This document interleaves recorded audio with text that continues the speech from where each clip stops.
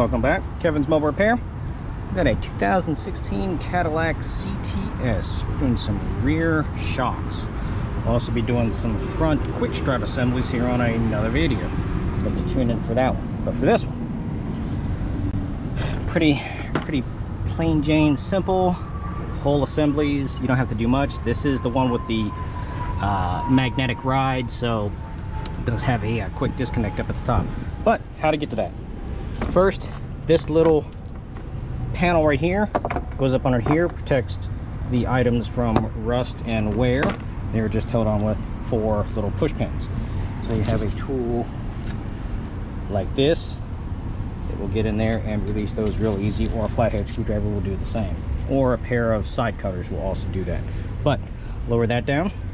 You have to take out, or partially take out, your fender well. I didn't take it out all the way because I don't want to mess with everything.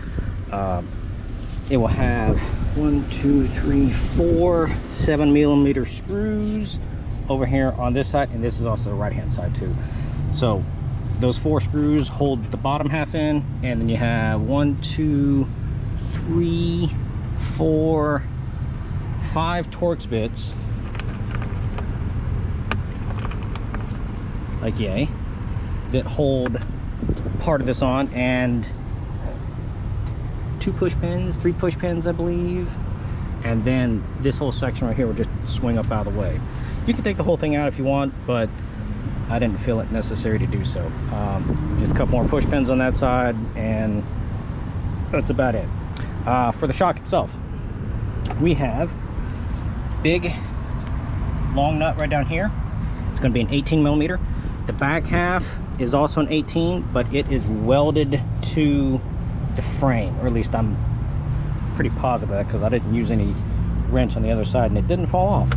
So you just need a 18mm socket right here. I have an impact gun, so it zips it off real easy. Zip took it out.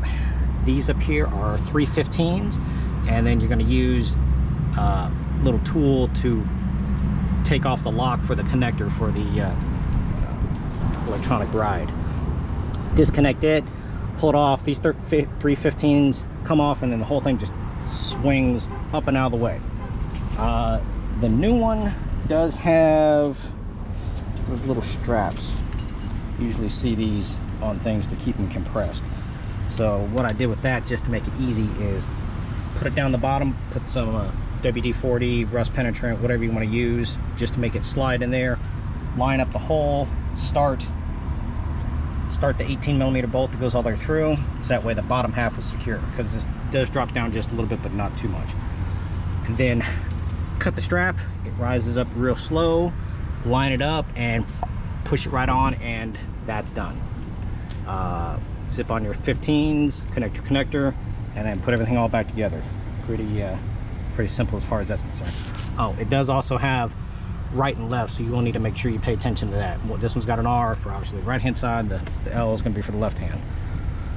Other than that, that's pretty simple. This had a code for a suspension fault. I can't remember exactly what the code is, but if I find it, I'll put it in the description for what it is. Other than that, I'm going to go back together. This was about a 15-20 minute job total. Both sides, probably about a half hour. Fun part is just getting these little connectors off that haven't been off before with all the dirt and debris. But any questions or comments, please feel free to let me know.